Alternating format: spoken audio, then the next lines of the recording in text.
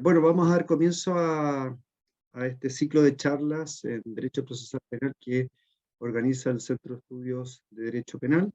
Y en esta oportunidad vamos a comenzar con el proyecto Inocentes. Este proyecto Inocentes es el que actualmente lleva a cabo la Defensoría Penal Pública y tiene como propósito identificar cuáles son aquellos casos por los cuales se presentan ciertos errores y que determinan la privación de libertad de una persona. Casos, por ejemplo, de error que dicen relación con errores periciales, por ejemplo, falsas confesiones, conductas erróneas de agentes del Estado. Y en este contexto, entonces, la Defensoría Penal Pública ha dispuesto de un comité editorial, que es presidido por el Defensor Nacional, donde justamente en ese comité se plantean ciertos casos. Bueno, tengo particularmente el privilegio de formar parte de este proyecto junto con Mauricio y Pablo, que también nos acompañan en esta oportunidad, y ahí se discuten casos, como lo vamos a exponer en esta sesión, en estas charlas, que casos que son bastante dramáticos y que algunos de ellos ustedes los pueden conocer también en el sitio web que se dispone al efecto, que es proyectoinocente.cl. Ahora, este es un proyecto que también existe en otros países y la idea justamente es la visibilización de casos que puedan permitir mejorar las prácticas del sistema procesal penal para evitar que personas que son inocentes estén privados de libertad. Bueno, y para discutir estos temas tenemos un panel de lujo. Está el profesor Mauricio Duche, profesor de la Universidad Diego Portales, a don Pablo Aranda, que es director del Departamento de Estudios de la Defensoría Penal Pública, doña Jimena Chong, que es fiscal jefe de delitos de alta complejidad. La idea es que nuestros ponentes, el profesor Duche y el profesor Aranda, dispongan entre 20 y 25 minutos de exposición para luego ser comentada por la profesora Jimena Chong, quien va a disponer de entre 10 a 15 minutos para comentar. Finalizado tanto lo que son las ponencias como los comentarios, vamos a dar espacio a las preguntas que se puedan formular por ustedes. Así que muchísimas gracias. Vamos a comenzar con el profesor Mauricio Duche, quien va a compartir un PowerPoint. Mauricio, por favor. Perfecto, déjame instalarlo.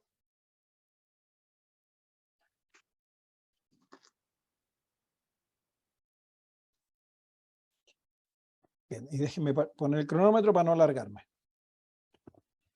Bueno, muy buenas tardes a todos y todas más formalmente. Parto por agradecer la invitación a la Universidad de Talca para poder discutir. Este es un tema que me apasiona mucho y que vengo investigando hace mucho tiempo, pero más creo que es un tema súper importante.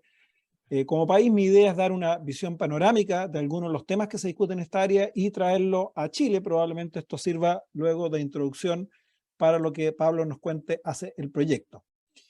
Con más detalle, porque yo algo voy a referirme. Y parto con esta, ¿cierto?, que se encuentra Mafalda ahí y que dice errar humano es, ¿cierto? Y entonces si uno dice, bueno, cualquier empresa humana está sujeta a la posibilidad de error, ¿qué tanto nos deberíamos escandalizar porque la justicia penal, que es una empresa humana, como cualquier otra, cometa errores? ¿Cierto? Y entonces uno diría, ¿dónde está el problema? Esto sería más o menos esperable. Sin embargo, el problema parece estar gracias a que hoy día contamos con un nivel de información que nunca habíamos tenido sobre este tema y sobre el funcionamiento en general de los sistemas de justicia penal. Y lo que hemos aprendido con esta evidencia, después les voy a mostrar algo de ella, es que los errores del sistema de justicia criminal tienden a ser mucho más frecuentes que lo que histórica e intuitivamente siempre habíamos pensado. Y por tanto, no es simplemente, por así decirlo, el riesgo de cualquier empresa, sino que hay un riesgo que es superior al que habíamos estimado. Además, tenemos mucha evidencia que muestra que cuando estos errores se cometen, la justicia penal comete estos errores, produce resultados catastróficos, no solo para la víctima del error, sino que para todo su entorno y un área mucho más extendida de lo que sabemos. Y finalmente, probablemente lo más preocupante, hoy día sabemos también que varios factores de los que aumentan la probabilidad de que estos errores se produzcan son factores que son producidos por el propio sistema. Son malas prácticas, malos comportamientos, comportamientos deficitarios de distintas agencias del sistema y que por lo mismo, si tuviéramos una imagen más clara de esto, podríamos perfectamente evitarlo o prevenirlo. Esto, por otra parte, al mismo tiempo en donde la evidencia comparada, y a mí me parece que también algo de esto ocurre en Chile, tiende a minimizar el problema, a señalar, bueno, está bien, puede ser que haya errores, pero estos errores deberían ser muy, muy excepcionales. Esto suele ser la primera respuesta en todos lados del mundo donde este tema se ha empezado a investigar. Cuando yo me puse a investigar esto hace unos 10 años, varios amigos me dijeron, oye, qué interesante tu tema, pero los casos que vas a encontrar están contados con los dedos de una mano. E incluso algunos más sarcásticos me decían con la mano de una foca. O sea, con muy poquitos dedos y vas a poder contar todos los casos. No hay ninguna sonrisa, poca solidaridad hasta ahora veo en el público. Pero cierto, esta tendencia a minimización, y por tanto este es un problema que hace que aun cuando reconozcamos la existencia teórica del problema, tendemos a decir este problema no se produce. Y en segundo lugar, hemos descubierto también que los sistemas de justicia penal son bastante malazos, bastante reacios, por una parte a corregir los errores cuando se dan cuenta y por la otra a repararlos cuando los hemos constatado. Déjenme una breve cuestión conceptual, no quiero alargarme mucho en esto, porque he ocupado la palabra error, ¿cierto? O esta palabra se ocupa muchísimo a veces en estos debates. Obviamente los errores tienen distintos tipos de alcance, ¿cierto? Y un sistema de justicia criminal tiene la posibilidad de cometer perfiles muy distintos de errores. Por ejemplo, probablemente los más conocidos son los que se denominan falsos positivos, es decir, cuando el sistema condena a alguien que no debería haber condenado, pero en el otro extremo están los falsos negativos, es decir, cuando el sistema deja libre a alguien que debió haber condenado, también es un error, y también es un error importante que produce enorme daño social. Y entre medio hay otra multiplicidad de errores, pero yo no voy a hablar de todos los errores. Mi foco va a estar en dos categorías de errores, que son lo que llamaré condenas erróneas, paradigmáticamente representados por los casos de personas inocentes condenados. Hay todo un debate si solo los inocentes fácticos, otro tipo de inocentes. No voy a entrar a ese debate que es más conceptual. Y en segundo lugar, también voy a abarcar lo que podríamos ubicar bajo la idea de imputaciones erróneas o persecuciones penales erróneas. En alguna literatura norteamericana se le llama near misses o casos cercanos a error, en donde lo que están descritos estos casos como los siguientes: casos en donde se inicia una persecución, se imputa a una persona, ¿cierto? Erróneamente un delito, y luego de un largo tiempo, que si el sistema hubiera actuado con la diligencia debida, hubiera sido menor y con menos daño para esa persona, podríamos haber, ¿cierto?, resuelto el caso con anterioridad. No es el mismo problema exactamente que el problema de las condenas erróneas, y menos el tema de las condenas inocentes, y algunos podrían decir incluso que los casos de imputaciones erróneas, en cuanto el sistema tuvo la capacidad, aun cuando tardíamente y aun cuando más daño del que debiera, identificar el error, es una suerte de indicador de éxito, y algunos casos podrían ser, entre comillas, un éxito. Sin embargo, la literatura lo que muestra es que los factores que aumentan la probabilidad de estas persecuciones penales erróneas y los daños que generan son muy similares a las condenas erróneas, y vale la pena considerarlo. Segunda cuestión conceptual, lo puse acá. Históricamente este es un tema que hemos tocado en nuestro país, o en nuestra tradición jurídica, en los países continentales hablamos de errores judiciales, ¿cierto? Y yo prefiero hablar de errores del sistema, no errores judiciales, porque toda la evidencia nos muestra que no es un problema de que un juez o algunos jueces se equivoquen en una decisión. Los errores del sistema son producto de una cadena, ¿cierto?, de errores, de decisiones erróneas o de comportamientos de distintos actores. Muchas veces involucran a la policía, al Ministerio Público, los propios defensas, y se consolidan muchas veces con estas decisiones judiciales. Pero hablar de error judicial parece poner el foco en que el problema son los jueces, y lo que hemos aprendido, el problema son las agencias que intervienen en el trabajo del sistema de justicia criminal, y por eso hay que verlo un poquitito más sistémicamente, y prefiero la nomenclatura de errores del sistema. Ok. Déjenme ahora darles un poco la evidencia que conocemos. Y la primera pregunta es, bueno, ¿cuán frecuentes son estos errores? ¿Cierto? Una de mis primeras afirmaciones, que es una afirmación empírica, fue decirle, los errores son mucho más frecuentes que lo intuitivamente siempre hemos creído. Y la verdad es que existe una enorme dificultad para establecer efectivamente una tasa, un número, un porcentaje muy exacto de cuál es la cantidad de errores. Y déjenme focalizar para estos efectos en las condenas erróneas, ¿cierto? En las condenas de inocentes. Y para ello se han desarrollado diversos métodos a nivel comparado, que les voy a dar una breve visión de estos métodos. Un primer método es tomar un tipo de delito, normalmente delito más grave, ¿cierto? Y por un periodo de tiempo, y establecer a partir de los casos en que se acreditó una condena de inocente, ¿cierto? Una tasa, ¿cierto? Una tasa que reflejaría el porcentaje de error. Por ejemplo, en Estados Unidos hay varios Hay varios estudios, un clásico es del Reisinger, que tomó delitos de violación de homicidio en la década del 80 en los Estados Unidos y pudo determinar que la tasa de error era entre un 3.3 y 5% de estos casos. Es decir, en 5 de cada 100 o en 3,5 de cada 100, en ese rango, ¿cierto?, se cometía un error. Un estudio más fuerte metodológicamente y más prestigioso, además que toma una base de datos más grande, que es de 30 años de los casos de condena a pena de muerte en los Estados Unidos, llevado adelante por Samuel Gress y otros, pudo determinar que la tasa para estos casos en que se aplicó pena de muerte era 4.1%. Los casos más graves que puede existir en un sistema, la tasa era de 4.1, es decir, 4 de cada 100, un poco más de 4 de cada 100 personas condenadas a muerte se les había condenado erróneamente. Estos son dos ejemplos. Lamentablemente, estas son cifras que son espeluznantes en mi opinión. O sea, en los casos de pena de muerte, que 4 de cada 100 estén equivocados, no es una cifra menor. Sin embargo, tienen muchas limitaciones. Como pueden ver, solo se aplican a delitos graves. Los autores que han trabajado estas estadísticas son muy cuidadosos en decir, yo no puedo proyectar esta cifra para otros tipos de delitos. ¿Dónde está el problema? Es que la evidencia hoy día, muy fuerte, muestra que existen buenas razones para pensar que los delitos menos graves que estos, ¿cierto?, la tasa es muy superior. Y por tanto, este número estaría subestimando la cantidad de errores por una razón más o menos básica. Mientras más graves los delitos, los sistemas de justicia criminal tienden a tomar mucho más precauciones, cautelas y sistemas de control, ¿cierto? Y además porque en los delitos más leves, la cifra oscura tiende a ser mucho más alta porque los mecanismos para poder acreditar una condena errónea normalmente están reducidos o los costos y las barreras de acceso son superiores, ¿cierto?, en la relación costo-beneficio para quien los invoca. Y por tanto, si bien nos muestran una primera imagen, una imagen relativamente limitada de la realidad. Un segundo método es el registro de casos, ¿cierto? Es tomar casos, ¿cierto?, e irlos registrando. Probablemente el registro más reputado a nivel mundial es el Registro Nacional de Exoneraciones de los Estados Unidos. Esta es una iniciativa que se creó a principios de los 90 y comenzó a registrar todos los casos de exoneraciones de personas inocentes condenadas, que ellos registran exoneraciones que se obtienen por distintos métodos, ¿cierto? Y ellos, para que tengan una imagen, desde el año 89 al 7 de octubre, que fue la última vez que lo verifiqué cuando estaba preparando la presentación, tienen más de 3.250 exoneraciones, ¿cierto? Y ellos, bueno, lo que hacen luego es procesar esto, nos muestran los tipos de casos por categoría, etcétera, etcétera. Otro tipo de registro, por ejemplo, son más bien registros oficiales del sistema.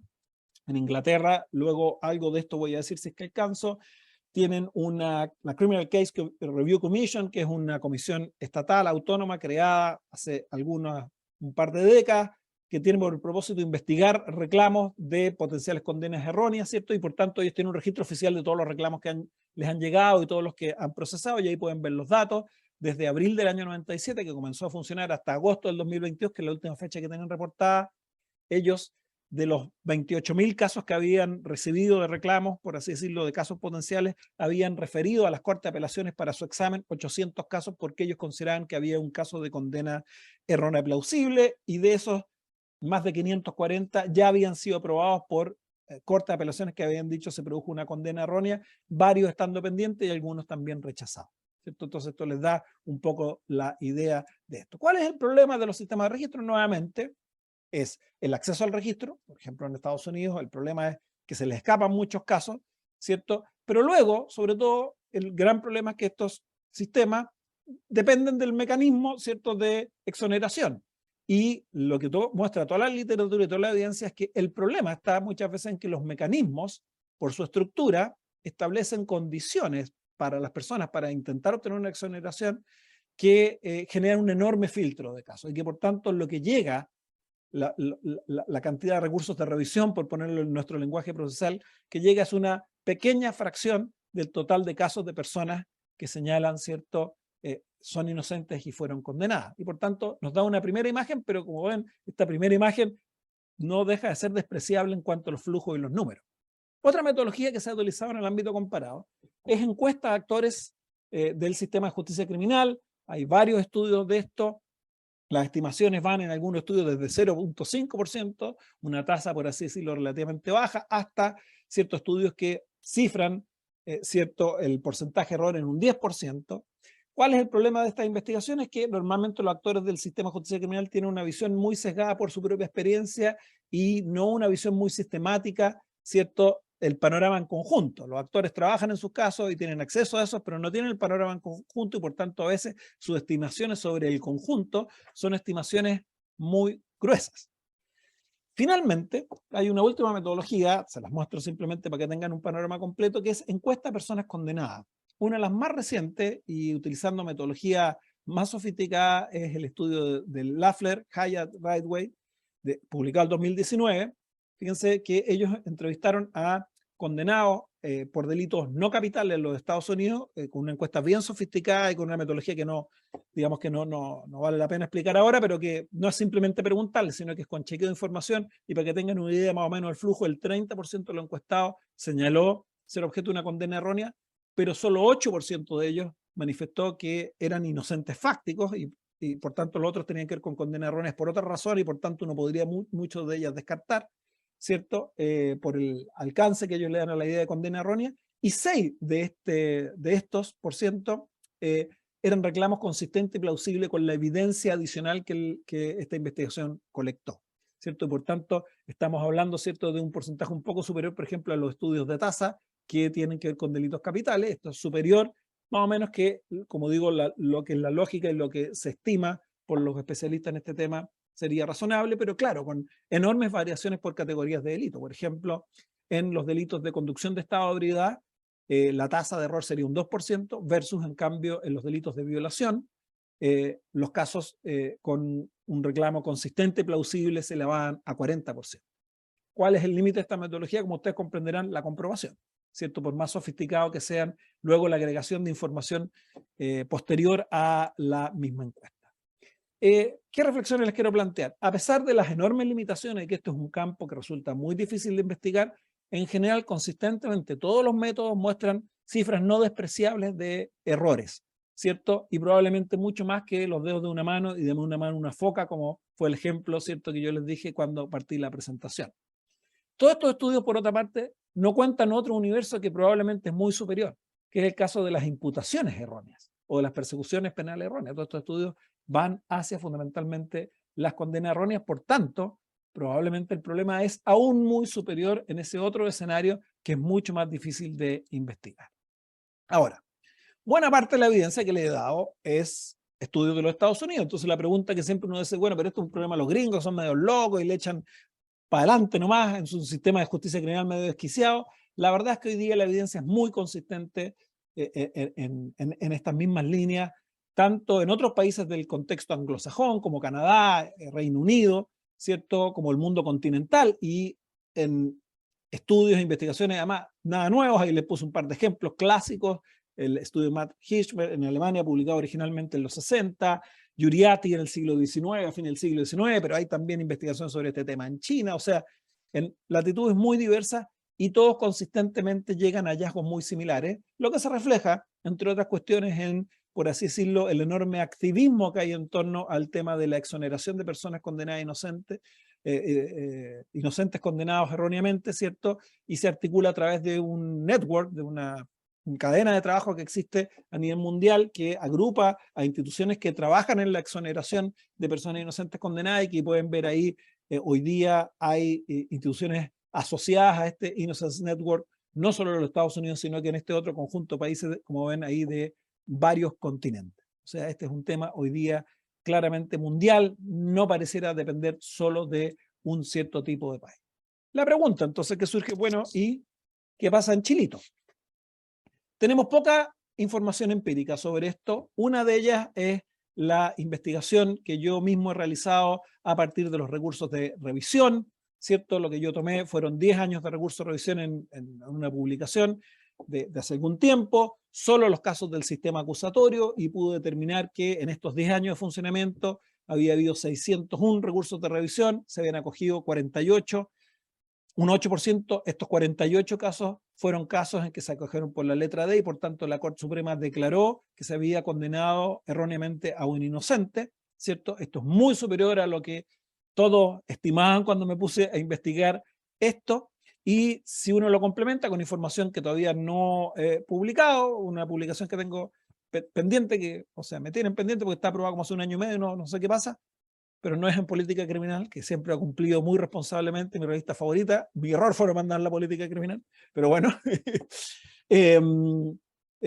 Aquí tienen datos más recientes, hasta octubre del 2020, y se mantiene la tendencia. Si uno suma entonces solo el sistema acusatorio, desde el 2007 al 2020, tenemos cerca de 750 recursos presentados, cerca de 60 cogidos, un 8%, y si uno le sumara los casos del sistema inquisitivo, tiene otro tanto más, y por tanto se van acumulando números que no son para nada despreciables y que están lejos de, nuevamente, los dedos de una mano de una foca, ¿cierto? Como partimos la conversación. Una segunda fuente de información tiene que ver con el proyecto Inocentes, que lleva adelante la Defensoría Penal Pública. Ahí tiene una foto de la página. El proyecto Inocentes lo que hace es cubrir lo que yo llamaría evidencia anecdótica. El proyecto Inocentes no tiene por propósito hacer un registro sistemático de todos los casos de error, de condenas erróneas o de imputaciones erróneas, sino que escoge algunos casos a partir de, por así decirlo, la postulación de estos casos a el 5 de octubre, que fue el último día que revisé la página. El proyecto Inocentes registraba 74 casos, ¿cierto? ¿Qué tipo de casos? Yo diría centralmente los casos del proyecto Inocentes son de imputaciones erróneas. Hay un par de casos de condenas erróneas, de casos que han sido exonerados producto del recurso de revisión, pero la gran mayoría son de imputaciones erróneas, y la lógica del proyecto es que los casos deben de reunir al menos dos requisitos. Tiene que identificarse un claro error del sistema. Recuerdo los casos de imputaciones erróneas es que se imputó, pero hubo errores que el sistema pudo haber resuelto con más diligencia más tempranamente. Tiene que haber un error, y tiene que además haber evidencia que muestre al menos un alto grado de probabilidad de que la persona es inocente. Por ejemplo, los casos de más probabilidad es que hay algunos casos que son pocos, pero hay algunos casos en donde el ADN mostró la inocencia de la persona, y hubo problemas, por ejemplo, porque el ADN, a pesar de que la persona reclamaba inocencia, se demoró 120 días en llegar y la persona estuvo 90 en prisión preventiva. El proyecto, por ejemplo, tiene 3 o 4 casos de ese tipo. Entonces ahí la pregunta es, bueno, ¿qué es lo que hace que una persona que reclame su inocencia, que tenga alguna prueba que hace sustentable este reclamo, el ADN se muere 120 días cuando la persona se somete voluntariamente el día 1, ¿cierto?, a la muestra respectiva? Y como les decía, la gran mayoría no son por términos de recursos de revisión, sino que la mayoría son sobreseimientos definitivos, algunas absoluciones. Pero es una evidencia anecdótica porque no es un registro sistemático, pero hay una fuente de información que permite hacer proyecciones respecto, ¿cierto?, de que algo está pasando, ¿cierto?, en el sistema de justicia criminal, porque lo que uno encuentra, y este es el segundo punto que quiero mencionar, es que los factores que han sido descritos en la evidencia comparada que aumentan la probabilidad de los errores tienden a reproducirse tanto en los casos de revisión, que es la base de datos que yo revisé en estas investigaciones más antiguas, como en, ¿cierto?, los casos seleccionados por el proyecto Inocentes. La literatura tradicional sobre este tema generalmente ha identificado 6 factores principales que aumentan la probabilidad de condenas erróneas, ¿cierto? Ahí yo, como ven, estoy sometido a uno de esos factores. También he experimentado el sistema desde distintas perspectivas. Estos factores son los que aparecen ahí en la lámina. Normalmente uno de los que ha tenido mayor incidencia son el uso y valoración de identificaciones oculares, ¿cierto?, que son mucho menos confiables que lo que históricamente también hemos creído. No tengo tiempo para sobre cada uno de estos factores. El uso de prueba pericial de baja calidad o confiabilidad, que lleva a que cometamos errores. La utilización de muchas confesiones falsas. La evidencia muestra que hay muchas más confesiones falsas, nuevamente, también de lo que la intuición nos tiende a hacer creer, y que el sistema tiene poca capacidad de discriminar cuando es falsa o no. La utilización de testigos mentirosos o poco confiables como base importante para muchas de estas condenas, pero también esto tiene que ver con el mal trabajo de agencias de persecución penal, o a veces todos estos problemas se consolidan porque la persona tuvo una inadecuada representación legal que no fue capaz de detectar algunos de estos otros problemas, ¿cierto? Y por tanto se consolidó una decisión que tal vez con un buen trabajo de defensa no debiera haberse producido. La literatura más reciente además agrega un 7º factor que yo diría es un factor de carácter transversal. Pues ustedes ven acá, por ejemplo, uno podría distinguir todos estos 6 factores clásicos en 2 categorías. Problemas con la calidad de la prueba que ocupa el sistema, los primeros 4, problemas con el funcionamiento institucional del sistema, ¿cierto?, los últimos 2. Pero un factor transversal que atraviesa ambos tiene que ver con la presencia en distintos actores del sistema de justicia penal de sesgos cognitivos que afectan la calidad de la información o cómo procesamos la información, que se traducen en su caso más clásico y más evidente y bien documentado en la visión de túnel, por ejemplo, de las agencias de persecución penal, la visión de túnel de las agencias que producen peritaje o conocimiento experto, visión de túnel en los juzgadores, etcétera, etcétera. Lo que muestra también la evidencia, ¿cierto?, es que en los casos de condenas erróneas más clásicos no es que solo sea un factor el que lleva a la condena errónea, sino que normalmente es una cadena en donde comparecen varios de ellos.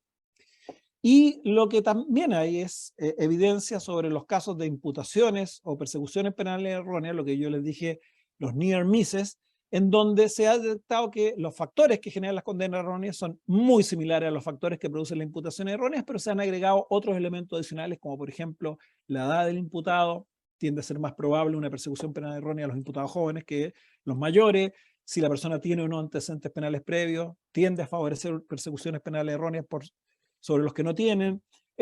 Como estas son investigaciones en Estados Unidos, también el punitivismo, el nivel de punitivismo que hay en los distintos estados tiende a favorecer también persecuciones penales erróneas.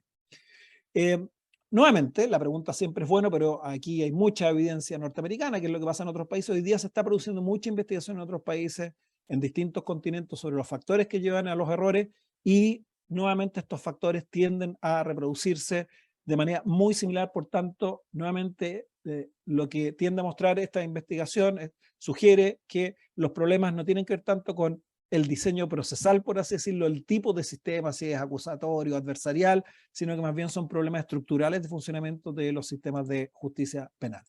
¿Qué sabemos de los factores en Chile? Bueno, aquí tenemos información que proviene tanto de mi investigación de los recursos de revisión. Llevo 23 minutos, estoy un poco contra el tiempo, pero lo que detecté es que en la base de datos original, ¿cierto?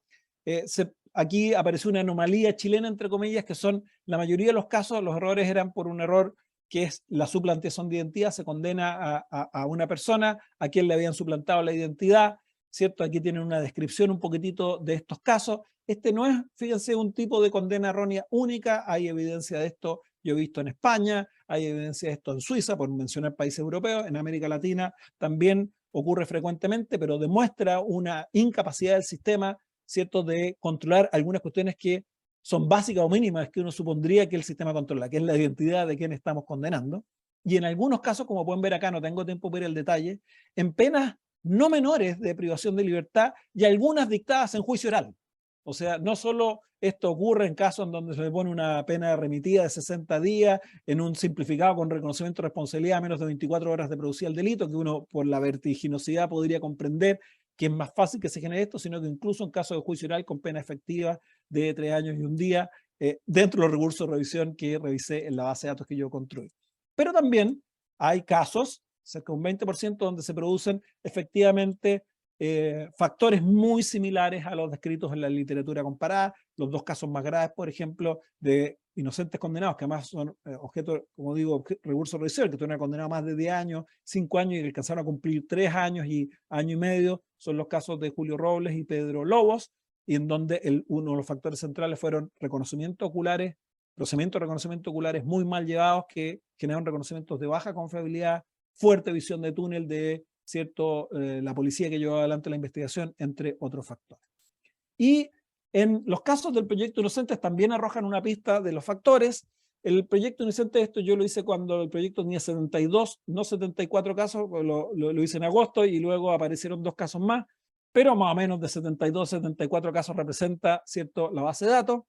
Un problema que tiene el proyecto Inocentes, que yo siempre he argumentado, es que solo registra, ¿cierto?, la causal principal, cuando la literatura comparada dice que normalmente los casos comparecen varios factores. Entonces, tiende a tal vez no mostrar la realidad completa, la complejidad de los casos, pero si solo tomamos la variable principal, como comprender el mal comportamiento, nos da una pista, el mal comportamiento agente del Estado está presente en 1/3 de los casos, la identificación ocular es un segundo lugar muy cercano, o sea, muy consistente con la evidencia comparada, declaraciones falsas, hay caso de error pericial, de inicuada defensa, confesiones falsas, con un poco menos de peso que lo que aparece en la evidencia comparada. Así que tienden también a reproducirse, como digo, estos factores descritos en la literatura comparada.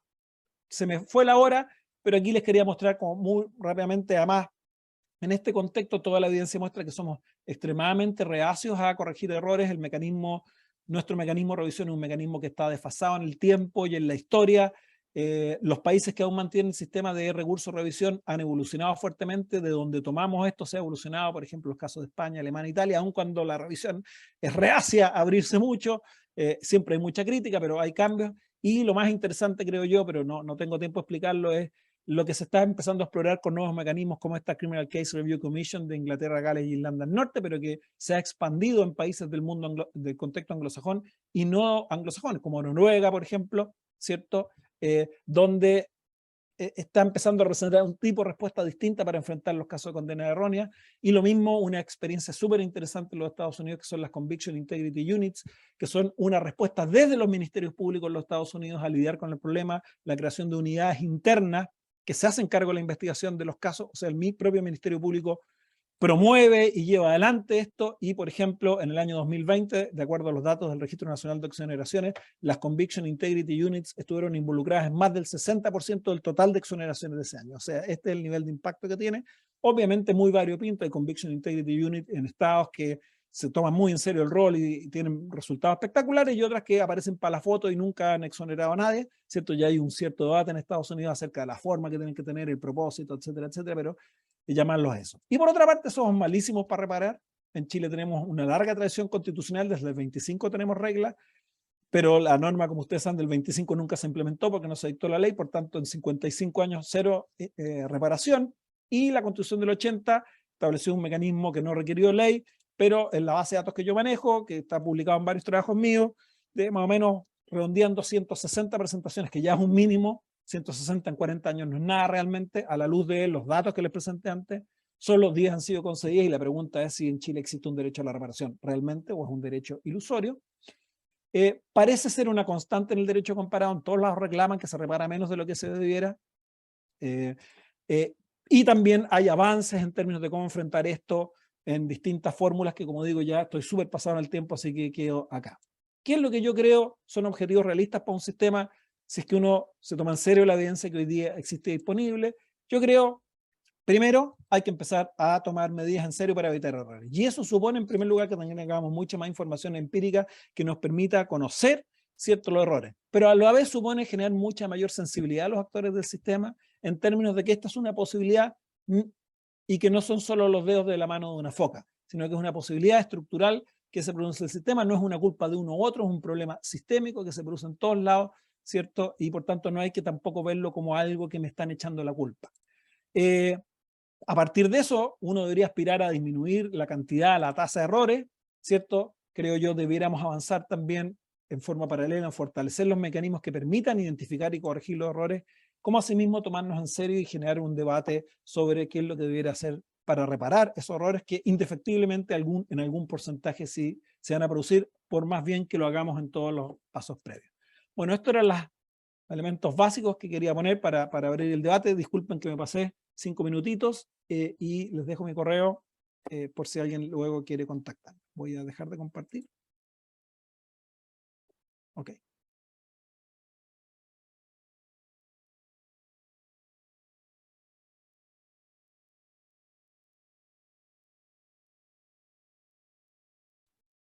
Yo ya dejé.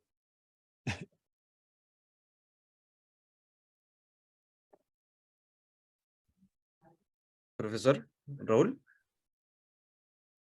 ¿no tiene sonido?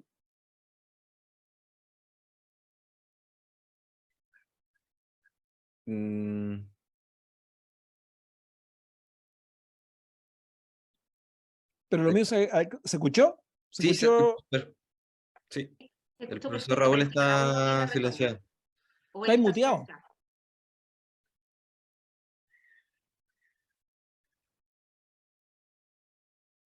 Si quiere le doy yo la palabra a Pablo.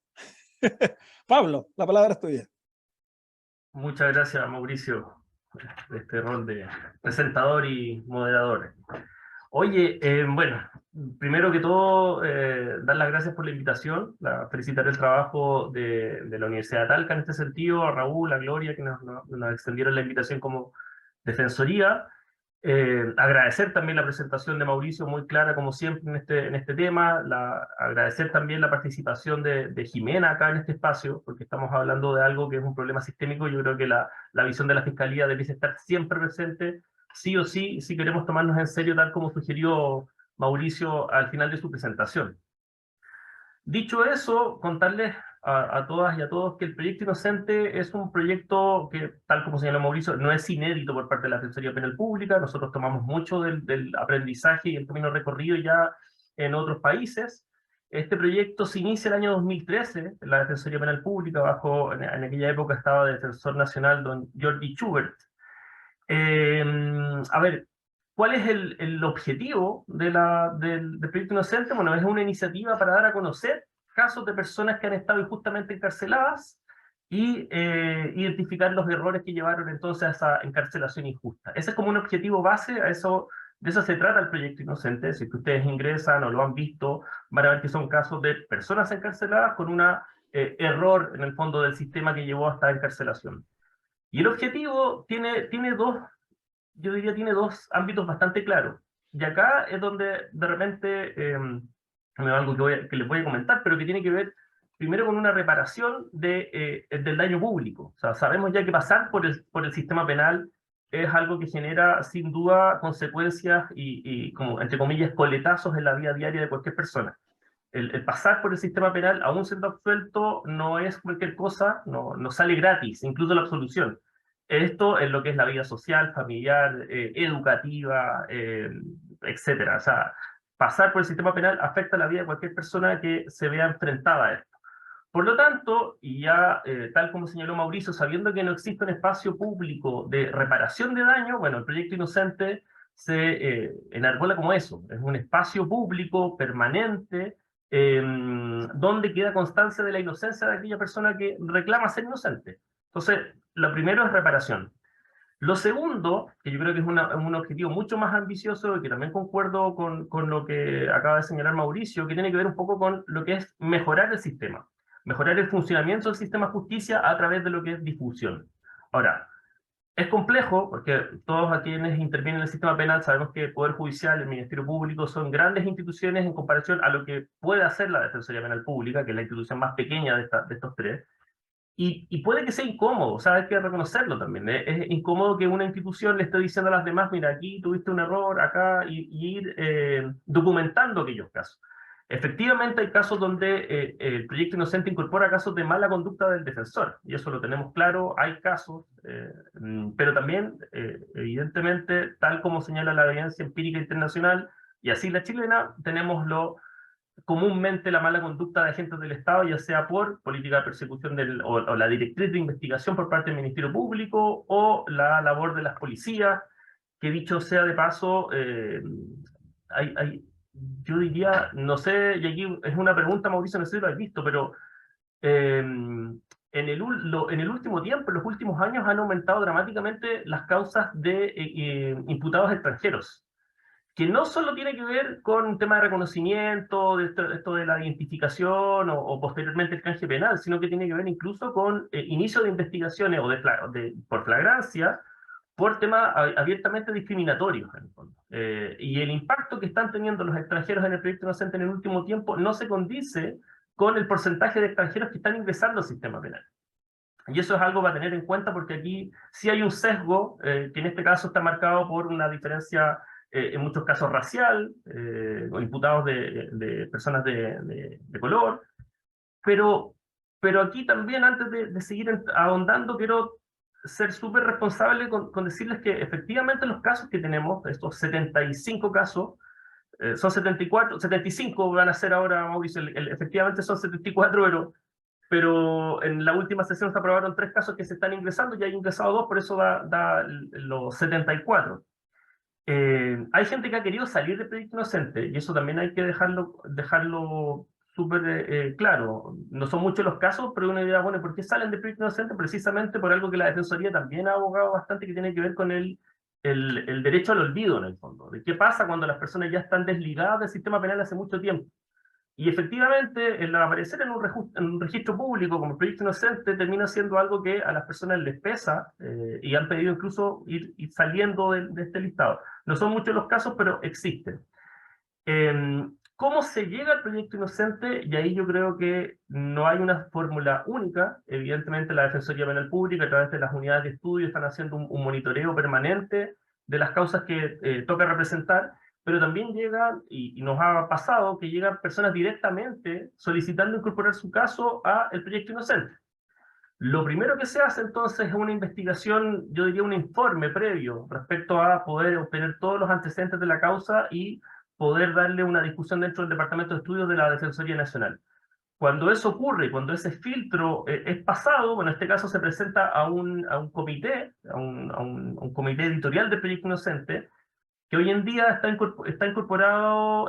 integrado por 4 universidades, la Universidad de Talca, la Universidad de Diego Portales, la Universidad de Chile y la Universidad de Finisterra, a través de Mauricio, que está presente, de Raúl, del profesor Felipe Aut y el profesor Rodrigo Ríos de las otras universidades, más el defensor nacional, Leonardo Moreno, que trabaja también en la Defensoría Nacional, y el jefe del departamento, en este caso yo. Entonces, esto vendría a ser relativamente como el tercer filtro y a la presentación al comité y que el comité apruebe. No todos los casos que se presentan al comité quedan, eso también hay que ser claros, porque hemos tratado tanto como Defensoría Penal Pública, yo creo que el comité, que ya más bien, si se fijan, la mayoría son académicos, 4 de 7 en el fondo, hemos querido darle un corte académico para tratar de sacar un poco los secos que también tiene la Defensoría Penal Pública como institución litigante. Y en eso el aporte de la academia termina siendo fundamental. ¿Por qué? Porque en el proyecto Inocente no entran todas las personas que han sido absueltas sobre ese día o se ha aplicado una facultad de no perseverar, que hayan estado privadas de libertad. ¿Por qué? Porque para entrar al proyecto Inocente hay 6 causales que están bastante claras, en el fondo, lo que es la identificación errónea, la mala conducta de agentes del Estado, de la falsa declaración, la de falsa confesión, error pericial o ciencia limitada, y la mala conducta del defensor.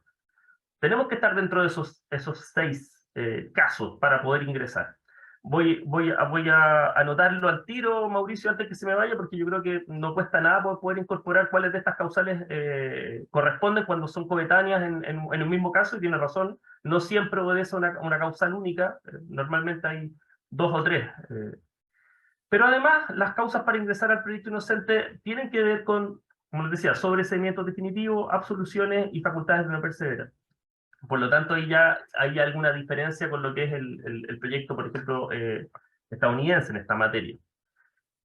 Dicho eso, yo creo que dentro de los nudos críticos que tenemos como institución respecto al proyecto Inocente, que son varios en el fondo. Uno tiene que ver con el levantamiento de casos. No sabemos que hay más causas que podrían ingresar al proyecto Inocente y que hoy en día no lo están. Y eso tiene que ver con, primero, un reconocimiento que institucionalmente se hace difícil, porque estamos hablando de casos que han sido absueltos, sobreseídos o no perseverados ya hace un tiempo atrás, para que entre a este primer corte del informe del Departamento de Estudios, para que entre a la comisión y la comisión termine diciendo sobre estos casos. No existe una forma automática de definir estos casos y hay que ir uno a uno analizándolos con toda la evidencia disponible. Por lo tanto, eso ya es un primer corte. No resulta sencillo levantar tantos casos. Y además que toda aquella persona inocente, por ejemplo, cuando no hay prueba, no sé, no fue la víctima del juicio, hay prueba contradictoria, no entran al proyecto Inocente, porque el proyecto Inocente busca que exista alguna evidencia que deje claramente marcada la inocencia de la persona que estuvo privada de libertad. Dicho eso, también creemos que en lo que es reparación, bueno, Mauricio fue bastante claro con lo que es el error judicial.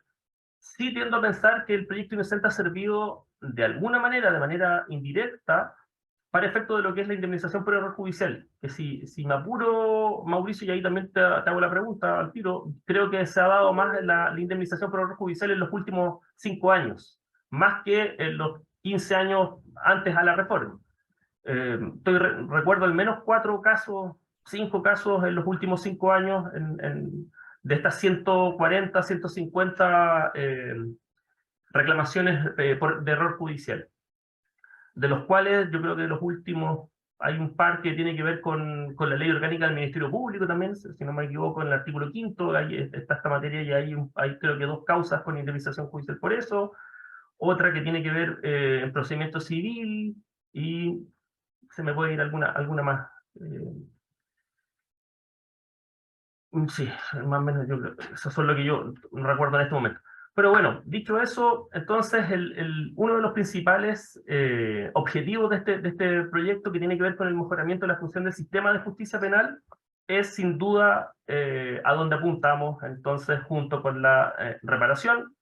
Ya con esto voy cerrando. Esto es difícil, de verdad que es difícil, porque estamos hablando de casos, primero, que son excepcionales, y eso hay que reconocerlo. O sea, cuando hablamos de proyecto inocente, la Defensoría Penal Pública más o menos tiene entre el 0,8 y 1% de personas al año privadas de libertad que han sido absueltas, sobreseídas o no perseveradas. Estamos hablando de tasas cercanas a los 3.000, 2.500 a 3.000 casos anuales de este tipo de personas, de este tipo de absoluciones. Ojo, eso no es indicativo de proyecto inocente automáticamente, sino que entre 3.000, 2.500 personas son declaradas absueltas, sobreseídas o no se persevera sobre ellas, habiendo estado privadas de libertad, ya sea detenido, prisión preventiva o condenado.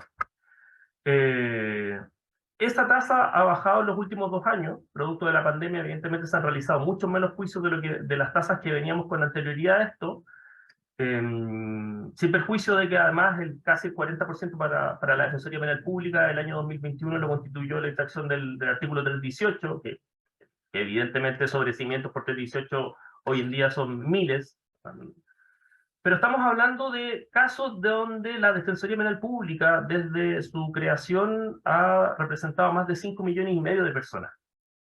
Y si vemos las cifras de la Fiscalía, que al menos actualmente, y ahí también me puede corregir Jimena, pero están en tasas cercanas al 1,5 millones de ingresos anuales, con imputados conocidos cercanos a los 700, 800.000 también anuales. Entonces estamos hablando de algo que no es común, que es excepcional, pero que es muy grave.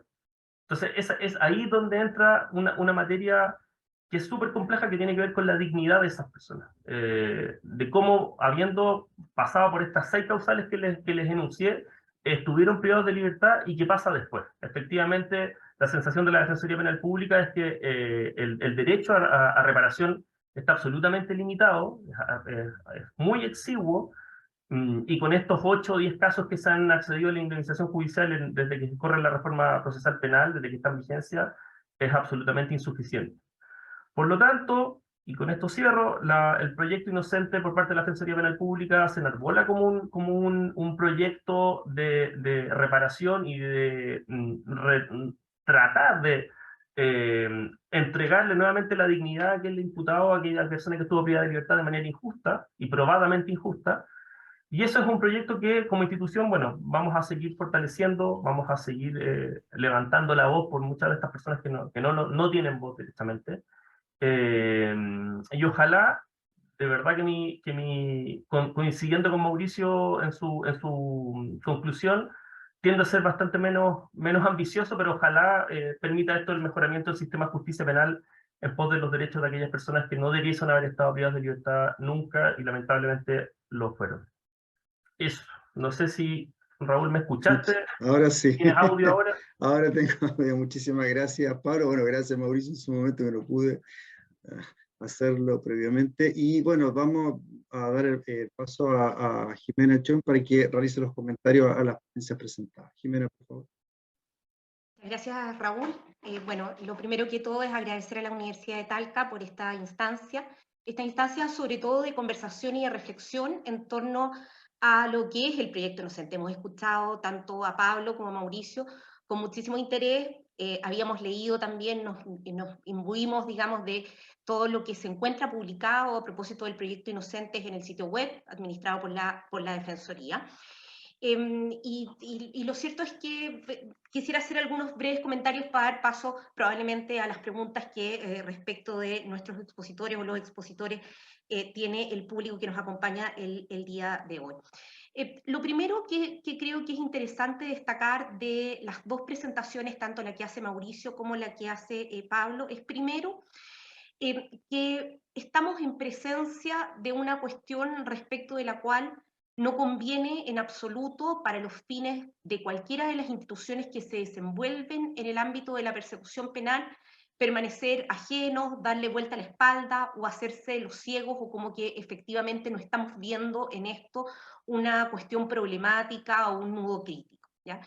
Cualquier intento, como señalaba Mauricio al inicio de su presentación, por intentar minimizar los problemas asociados a las condenas erróneas, los problemas asociados a las privaciones erróneas de libertad, tienden más bien a esconder debajo de la alfombra, pero en ningún caso van a, digamos, a proveer un insumo que implique una mejora para el sistema. Y quizás hacia ese punto es hacia el cual es necesario avanzar. De alguna manera, sustituir esta lógica de la competencia, esta lógica en la cual las instituciones muchas veces nos movemos, que es en esta lógica de la asignación de responsabilidades, y sustituir esa lógica por la lógica del mejoramiento continuo, entendiendo entonces que detrás del trabajo que está desarrollando la Defensoría Penal Pública en el ámbito del proyecto Inocente, lo que hay es un insumo que puede ser interesante a la hora de mejorar las formas a través de las cuales el Ministerio Público está desarrollando su trabajo, y aquellas agencias estatales con las cuales nosotros nos vinculamos directamente, que son principalmente las policías, están dando cumplimiento ya sea a las instrucciones generales emitidas por parte del Fiscal Nacional, a las instrucciones particulares en la dirección de la investigación que realiza el fiscal a cargo, o en el ejercicio de sus facultades autónomas, vale decir, que sea un barómetro de la calidad de esas actuaciones y que podamos en definitiva mejorar los indicadores de eficacia del sistema. Y esto me parece que es bien importante el acento que han puesto los dos expositores en esta necesidad de sustitución de esta lógica de la competencia o de la asignación de responsabilidades. ¿Por qué razón? Porque en definitiva, desde el rol del Ministerio Público, como desde de la investigación en el fondo, desde el rol de los jueces, desde el punto de vista de la asignación, el objetivo final del sistema de persecución penal es justamente que exista una solución adecuada a los conflictos penales que se suscitan en el ámbito territorial. Y si nosotros no tenemos una solución adecuada, tampoco estamos dando solución efectiva a esos conflictos. Si existe una condena errónea, lo que existe por una parte es lo que se definía al inicio, ¿no es cierto?, como esta suerte de calvario, ¿no es verdad?, como con el drama profundo que puede representar para una persona verse involucrado en un proceso penal respecto del cual no debió haber ingresado si es que el sistema hubiera operado con los, digamos, los tamices adecuados para evitar la ocurrencia de estos errores. Pero por otra parte, tú tienes también a una víctima que muy probablemente, salvo en los casos obviamente de acusaciones falsas, una víctima que se vio afectada en un bien jurídico, que vio también movido su espacio de seguridad, y que el sistema tampoco le ha otorgado a ella una adecuada respuesta frente a esa petición de protección y también a esa petición de eventual reparación. Entonces, en la medida que nosotros seamos capaces de ver esto por esta doble entrada, muy probablemente va a existir o debiera existir una mayor adhesión de parte de los órganos de persecución penal en realizar un análisis de aquellos casos que han sido relevados por parte del proyecto Inocente, de manera tal de poder obtener en ese sentido un aprendizaje. Y parte de esto es lo que ha ocurrido, quizás más episódicamente que de manera sistemática, pero es parte de lo que ha ocurrido. Si nosotros vemos, por ejemplo, las distintas modificaciones a los protocolos de identificación que se han ido estableciendo, ya sea por instrucciones generales de parte del Ministerio Público, como aprendizajes propios de las entidades policiales, ha existido entonces una sofisticación en la manera como se realizan estos. Sin perjuicio de lo cual entendemos que hay ámbitos en los cuales todavía avanzar. Y pareciera ser que, aquí lo señalo desde la vereda del Ministerio Público, que falta todavía en el Ministerio Público una decisión más abierta, más transparente, en el sentido de efectivamente hacerse de esta experiencia como una forma de aprendizaje. Sí de lo expuesto, y sobre todo lo expuesto en esta última parte por Pablo, surgen ciertas preguntas. Se incorpora dentro de los posibles términos la decisión de no perseverar en el procedimiento. Ahí pareciera ser que podría haber un ámbito que pudiera ofrecer ciertos inconvenientes a la hora de poder establecer casos propios de errores, por la naturaleza misma de la decisión de no perseverar en el procedimiento. De hecho, de los casos que aparecen publicados en la página, uno revisa algunos casos que terminan por decisión de no perseverar, pareciera ser de la lectura o de la descripción de los casos que son casos que debieron haber terminado por una salida distinta, por ejemplo, un sobreseimiento definitivo. Hay casos, por ejemplo, que la droga no era droga. Bueno, ese es un caso en donde aparentemente la decisión de no perseverar en el procedimiento es un término erróneo, o sea, vendría siendo un segundo error, a propósito de lo que decía Mauricio, que muchas veces los errores son errores concomitantes, digamos, un segundo error en la manera de resolver el caso. O sea, debió haber sido un caso en donde claramente era un 250 letra A, un sobreseimiento definitivo por inexistencia del delito. Lo cierto es que nosotros buscamos, a propósito de esta exposición, buscamos también alguna sistematización a nivel de la misma Fiscalía Nacional. Nosotros no encontramos eso, o sea, ha sido más bien, insisto, la recepción más bien episódica. Y también creemos que podría ser interesante, y quizás lo pongo como tema de discusión, no sé si reformulación es la expresión correcta, pero sí revisitar el principio de objetividad, donde muchas veces el propio Ministerio Público limita el alcance del principio de objetividad tan solo a la etapa de investigación, y uno escucha a muchos fiscales que incluso sostienen que el principio de objetividad se pierde al momento de la acusación. En el momento de la acusación obviamente se toma partido, pero el principio de objetividad debiera alcanzar incluso la etapa de ejecución. Cuestión que en todo caso también ha tenido sus manifestaciones. Si uno analiza los recursos de revisión, hay muchos de ellos que incluso han sido impulsados por el propio Ministerio Público al momento que advierte sobre todo los errores por la suplantación de imputados. Pero quizás ahí también hay un ámbito en donde, a partir de la experiencia del proyecto Inocente, o en un sentido más amplio, de la asunción de la existencia de errores en el sistema de justicia penal, errores que deben ser minimizados por un principio general de responsabilidad, quizás también sería interesante que el Ministerio Público pudiera revisitar el principio de objetividad en términos de poder definir con mayor claridad sus alcances y sus contornos. Nosotros tenemos profusa regulación, autorregulación, a partir de los instructivos del fiscal nacional en otras materias, y sin embargo en este punto, por ejemplo, podría ser interesante alguna revisitación. Lo cierto es que interesa, para efectos de poder rentabilizar los efectos positivos de un proyecto como este, poder tener en ese contexto para el Ministerio Público, para los tribunales, una participación más activa.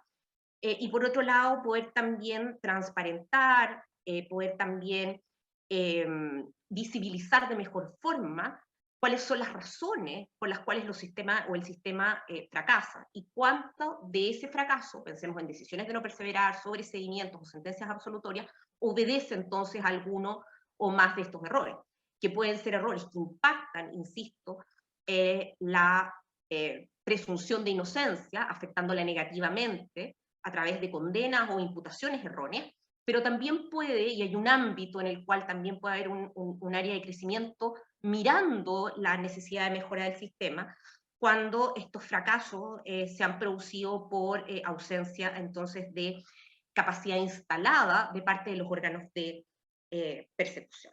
Entonces, en ese orden de cosas, recoger esto como un factor de aprendizaje y como un factor de obtención de insumos para mejoras de los procesos debiera ser, en nuestro concepto, hacia donde se corresponde con avanzar. Coincidimos, obviamente, con lo señalado por el profesor Duce en términos de que existe un déficit en el recurso de revisión, vale decir, debiera haber un recurso que fuera más conteste, más condigno con un sistema que se precia de ser un sistema más ágil, un sistema mucho más desformalizado. Del mismo modo como se modificaron los sistemas recursivos en general, también debería haber una modificación acá, y que no se ha planteado nunca, además, pese a las múltiples modificaciones que ha sufrido el sistema desde el año 2000 hasta la fecha. No ha sido un elemento en lo cual se haya detallado, y convengamos que también la interpretación que ha hecho históricamente la Corte Suprema en relación con estos requisitos también ha tendido más a la restricción que a la ampliación del recurso de revisión, pero efectivamente es interesante poder abrirse a estas otras experiencias como las que se planteaban. Y finalmente, no podemos sino coincidir también con ambos expositores en la necesidad de sofisticar también los mecanismos y los sistemas de reparación. Una discusión interesante se abrió a propósito del proceso constituyente en este punto, digamos, o sea, la norma que incorporaba dentro de los derechos de los imputados este derecho a la reparación para todos aquellos casos en que la privación de libertad no concluyera con una sentencia condenatoria, precisamente puso sobre la mesa, sobre el tapete de discusión, con mucha resistencia desde el Ministerio Público, resistencia que en lo personal yo no compartía, pero con mucha resistencia desde el Ministerio Público, en algunos casos justificada, en otros, en mi opinión, no tanto, pero puso sobre el tapete de discusión la necesidad también de revisitar o reformular los sistemas efectivos de reparación. Parte, obviamente, es lo que hace el Proyecto Inocente, dejando registro de estos casos en donde hay, ¿no es cierto?, acreditación de la inocencia, y por lo tanto que a un registro público de ese resarcimiento de esta condición en la cual, digamos, todos solo salimos cuando se cumplen con los requisitos que la ley y la Constitución en ese contexto prevén, pero hay también ahí un déficit en el cual es importante avanzar. Ahora, lo problemático probablemente de esa regla estaba dado por el incremento de la prisión preventiva hoy día, merced a las sucesivas modificaciones que han tenido las disposiciones procesales que regulan la prisión preventiva, donde si unimos esas modificaciones que han ido restringiendo el ámbito de la libertad e incrementando el ámbito de aplicación de la prisión preventiva, y lo unimos a la ausencia de sofisticación de los debates en las audiencias de control de detención, sobre todo, en donde las prisiones preventivas suelen otorgarse sin un nivel de justificación como el que existía con reglas que permitían un debate un poco más profundo. Existían ciertos riesgos que muchos preveían como posibles, pero en todo caso fue interesante que ese proceso fallido, constituyente fallido, nos haya traído a la mesa de discusión también la cuestión de la reparación, que es algo en lo cual también hay que avanzar.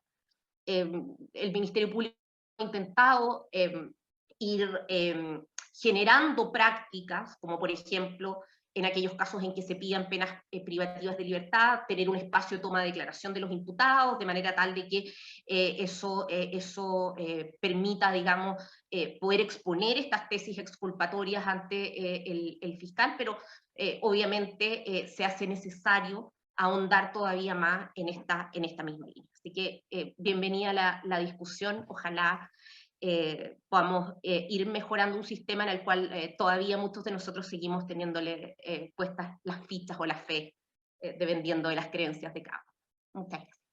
Bueno, muchísimas gracias, Jimena. Has puesto sobre la mesa varios puntos interesantes a discutir, y antes de dar el paso a las preguntas del público, quisiera brindar la palabra tanto a Mauricio como a Pablo para hacerse cargo de algunos de los puntos que Jimena ha expuesto. Por lo menos yo sé que a Pablo algunas preguntas ya me dirigían. Por de pronto el tema de la decisión de no perseverar, que había dado cuenta. Sí. Quizás podrías tú, Pablo, hacer una referencia sobre el punto. A ver, en relación a eso, señalar que cuando una causa ingresa por vía de decisión de perseverar, y esa causa es aceptada al proyecto inocente, normalmente lo que hacemos como comité editorial habla con el defensor, Ojo, puede ser el defensor vigente o puede que no, porque recuerden que estas causas no siempre se ven el mismo año, puede que hoy día estemos viendo una causa, no sé, del 2017, 2018, pero efectivamente, una vez que ingresa por esa vía, solicitamos el sobreseimiento definitivo cuando hay los argumentos suficientes para ello. Y que tiene que ver también con una forma de reparación de alguna manera, y ahí somos bien críticos respecto a la misma labor del defensor. Muchas veces el defensor también se allana esa decisión de no perseverar, termina ahí en la premura de la audiencia. Yo creo que mucho de lo que señaló la Jimena recién tiene que ver con eso, tiene que ver con lamentablemente esta dinámica media de hacer justicia en serie. O sea, estamos hablando de que el nivel de ingreso, los niveles de controles de detención que hay, por ejemplo, acá en el Centro de Justicia, si bien han bajado un poco en comparación a lo que ocurrió hace 10 años, pero siguen siendo niveles complejos a veces de poder sobrellevar. Y yo creo que ahí efectivamente cuando uno tiene el tiempo para poder hacer una pausa, poder revisar esto con detención, quizás otro sería el resultado. Y eso yo creo que también hay que tenerlo claro. Y, y también, de lo mismo que señaló Jimena ahora, sí me haría cargo de una complejidad que tiene que ver que es legislativa a veces, que tiene que ver un poco con la rigidez y con lo automático que se ha ido transformando la privación de libertad, la discusión de una medida de prisión preventiva, que al inicio de la reforma era una discusión muy distinta a la que está hoy en día, porque efectivamente los cambios legislativos, las agendas cortas, las reformas han ido dando la posibilidad de que esta prisión preventiva sea automática casi, en algunos casos. Y eso es absolutamente aberrante y lamentable. Pero claro, por ahí uno entiende que hay un margen de error pero sí, si bien también hay un tema legislativo que acabo de señalar, también a uno como institución, como Defensoría Penal Pública, podríamos conversarlo con el Ministerio Público respecto, por ejemplo, a las políticas persecutorias, que si bien son independientes, uno no entiende cómo un delito en una regional, en una fiscalía regional, se va a pedir prisión preventiva sí o sí, y en la de al lado el fiscal tiene un margen de autonomía mucho mayor para poder, en el fondo, revisar los antecedentes, proponer otra medida cautelar, etc. Entonces, sin duda esto no obedece a un solo factor, hay una multiplicidad de elementos que se configuran para poder llegar lamentablemente a que una causa ingrese al proyecto inocente. Gracias, Pablo. Mauricio, si quieres agregar algún punto. No, como yo hablé mucho más en la primera vuelta, dejo más tiempo para las preguntas del público. Bueno, muchísimas gracias.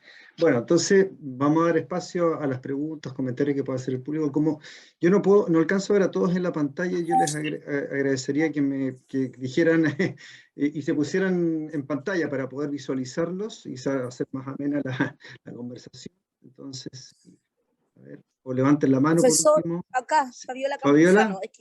Ya, Fabiola. Es que vengo viajando, por eso a veces tengo que apagar la cámara.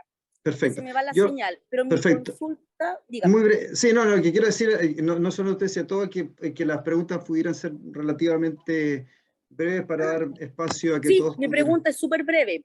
Perfecto. Va dirigida a la fiscal Jimena.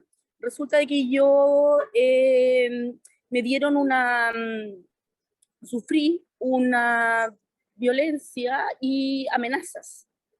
Presenté yo como abogada una querella, me autorrepresenté, y la fiscalía me dio la orden de no perseverar, siendo que yo entregué todas las pruebas de las personas que me habían amenazado, tanto a mí como a mi hijo. Y mi hijo era un bebé de 7 meses, de 6, 5 meses. Es decir, yo sufrí amenazas y acoso durante los 7 meses que mi hijo estuvo hospitalizado. Yo entregué toda esa documentación a la Fiscalía de Talca y la Fiscalía me dio la orden de no perseverar. Primero lo presenté como denuncia y después lo presenté como querella, y en las dos me fue mal.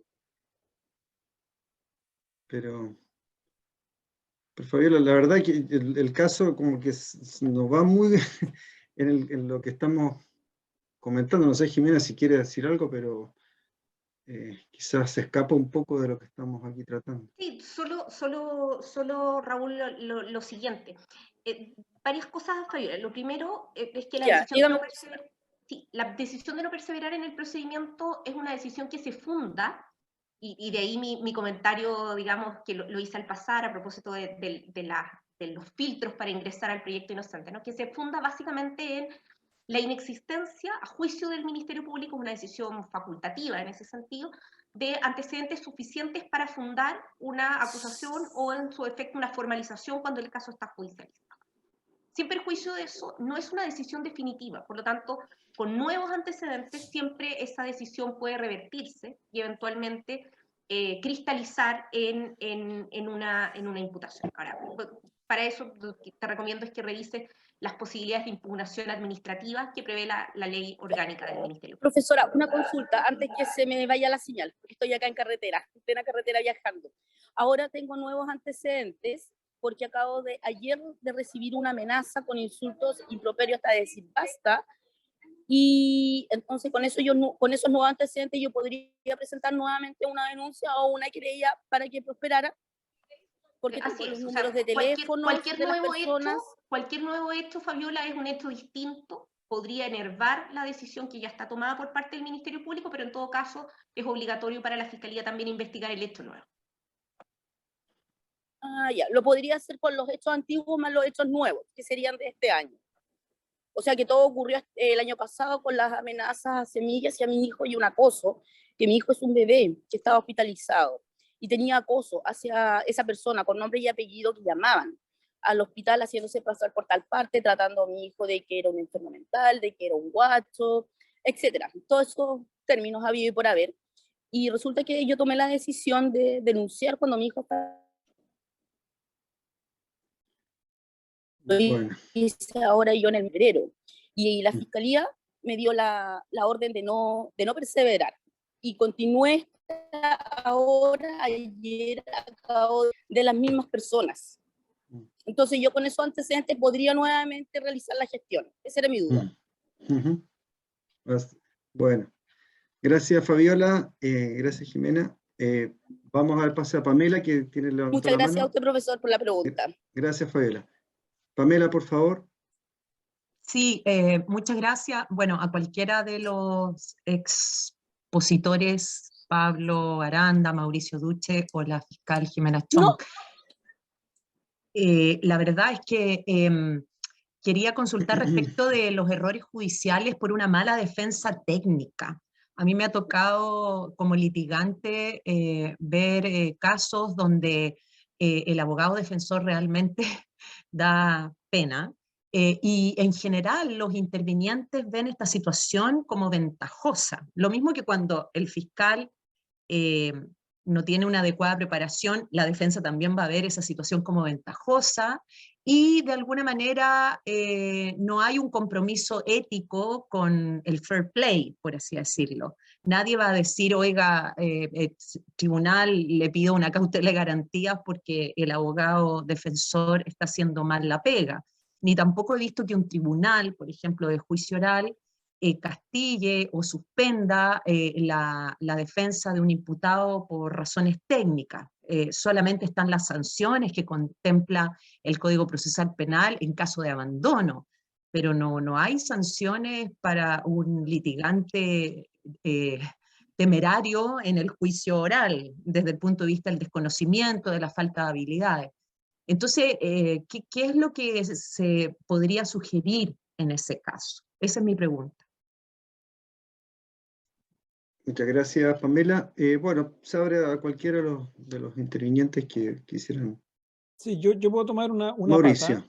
Yo creo que el tema que mencionas, Pamela, es muy importante. Es un tema que tiene amplio reconocimiento legal y jurisprudencial a nivel internacional y comparado. O sea, la idea de que el derecho de defensa técnica tiene una dimensión que es que la asistencia sea efectiva. No basta simplemente que me pongan un abogado, sino que el abogado tiene que comportarse como tal.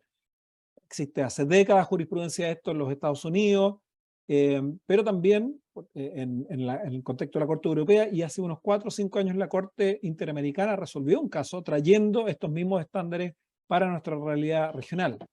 En mi opinión, ¿cierto? Por tanto, si tú resultas condenado con una infracción de un derecho fundamental, que lo es el derecho a la defensa técnica efectiva, en los parámetros que ahora no podría explicártelo, ¿cierto? Pero cuáles son las exigencias para que se cumpla, lo lógico debería ser es que el recurso de nulidad debería ser procedente por 373A.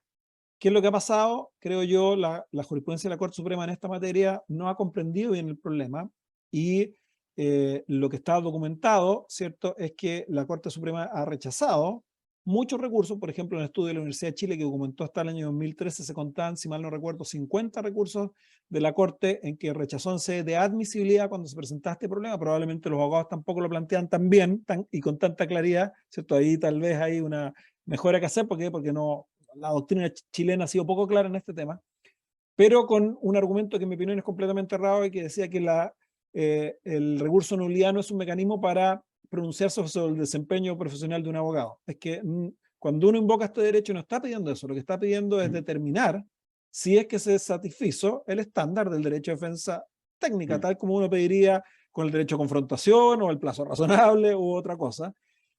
Allí donde, como te digo, hoy día está bastante estandarizado, muchas cortes supremas y cortes constitucionales en América Latina que está aceptando. Entonces yo creo que ahí hay un enorme espacio. Como digo, hoy día tenemos fallos del sistema interamericano que le da soporte normativo a esto que antes era un argumento más dogmático que uno podía traer del derecho comparado, pero hoy día tenemos, por así decirlo, a la luz de las propias normas del sistema interamericano, un reconocimiento de la garantía, y creo que habría que tener una estrategia un poco más agresiva en la litigación de esto, en la instalación cultural de esta cuestión.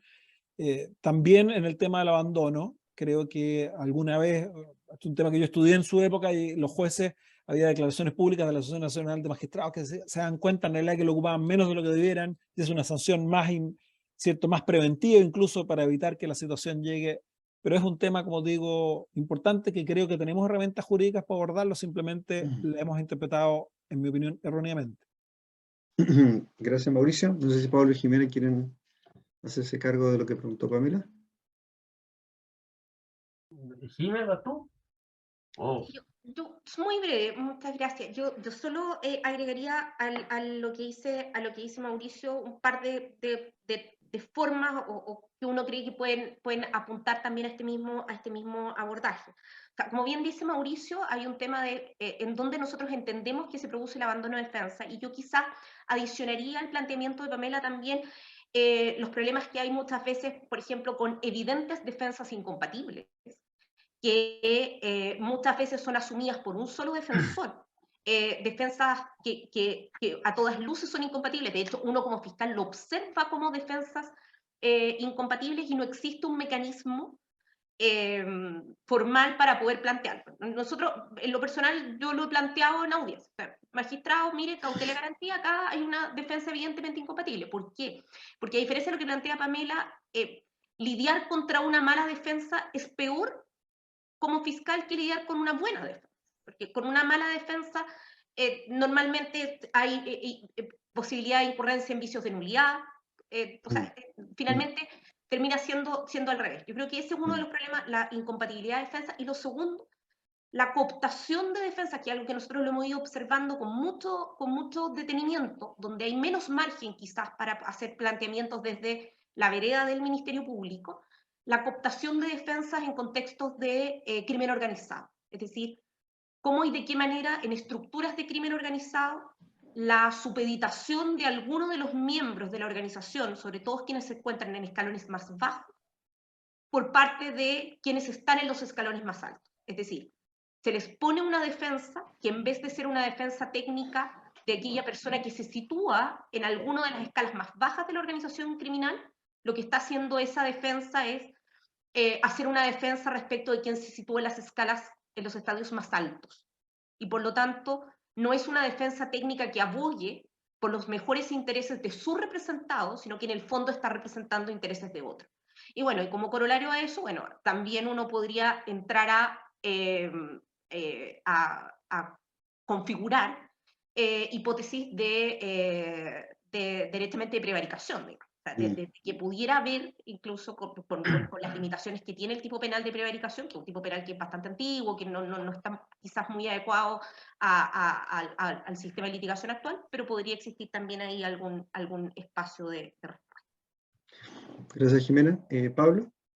Sí, gracias, Raúl. Yo agregaría lo ya dije por Mauricio y por Jimena, bueno, que al menos en mi experiencia sí he visto un par de, no mucho, es cierto, pero sí he visto abandonos de defensa de defensores tanto particulares como defensores públicos en algunas materias. He visto también cómo, y no me explico el por qué, la verdad, pero claro, yo le encuentro la razón en algún aspecto, pero fíjense que las Cortes han sido mucho más llanas a entregar una nulidad a la Defensoría cuando la mala defensa viene de una defensa pública, perdón, de una defensa privada que la Defensoría Penal Pública le ha tocado asumir con posterioridad, sobre todo con temas de prueba, con preparaciones de juicio oral, qué sé yo. Nos va mucho mejor que cuando el error de la mala defensa es producto de la propia Defensoría Penal Pública, que después la Corte le dice, bueno, si usted lo hizo mal, no venga ahora a pedirme la nulidad de lo que usted hizo mal. Pero cuando la mala actuación proviene de una defensa particular, siento que las Cortes han sido bastante más llanas a escuchar esa reclamación por parte de la Defensoría Penal Pública. Al mismo tiempo, la Defensoría Penal Pública intenta, a través de manuales de actuaciones mínimas, ir generando mínimos de actuación por parte de los defensores en cada caso, en cada etapa procesal y por cada usuario. Así como el Ministerio Público, por ejemplo, se fue especializando en tipos de delitos, y tienen delitos fiscales de delitos sexuales, droga, etc., la Defensoría se fue especializando por tipo de usuario. Entonces existen defensores juveniles, penitenciarios, indígenas, etc.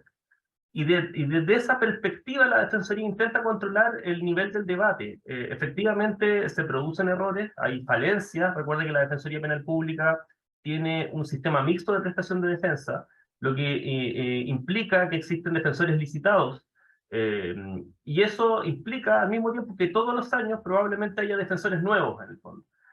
Y eso nos pone en alguna medida en una desventaja con el Ministerio Público, que el nivel de rotación del Ministerio Público es mucho más lento que el que se produce producto de las licitaciones en la defensa. Y eso conlleva ciertamente a ciertos niveles de asimetría, los cuales se han visto, yo diría, en los últimos años hay un par de demandas por indemnización por la no entrega del servicio por parte de la Defensoría Penal Pública, han sido acogidas. Pero al mismo tiempo existe un aparataje institucional bien potente respecto a los mecanismos de control y monitoreo de la actividad de defensa. No solo respecto al debate propiamente tal, que se hace incluso por auditorías externas y con profesores, con profesionales de renombre, sino también en temas muy básicos, como tiene por ejemplo, el contacto con el imputado, las visitas de cárcel, la solicitud de revisiones de prisión preventiva, el tema de los plazos, y así una larga lista de etcétera que no tiene sentido exponerlas acá, pero se intenta, y la Defensoría permanentemente intenta llevar este monitoreo al día y hacerlo vía telemática, o sea, perdón, vía automática, que es la manera en que actualmente está actuando la Defensoría Penal Pública. Gracias, Pablo. Hay una pregunta en el chat de Luis Cortés que dice, en el ámbito de la reparación, ¿qué falta en el sistema para contar con una justicia reparatoria, tanto como para víctimas como para imputados? No sé si Luis, que está ahí, quiere profundizar en la pregunta que realizó por el chat. No, parece que no. No sé, Mauricio, Pablo, Jimena, si quieren decir Sí, algo. yo puedo tomar un pedacito. La pregunta es amplia porque involucra a todos los actores. Yo he trabajado un poco, he investigado, tengo algo publicado sobre los mecanismos de reparación de las personas que sufren los errores, las consecuencias de los errores. Y a mí me parece que como decía Jimena, la discusión constitucional en esto planteó cosas, abrió un debate interesante. Que yo creo que si uno observa el derecho comparado, más o menos para dónde está apuntando. Yo creo que lo primero es que hay que hacer una clara distinción, al menos en tres ámbitos distintos. Uno son las detenciones ilegales.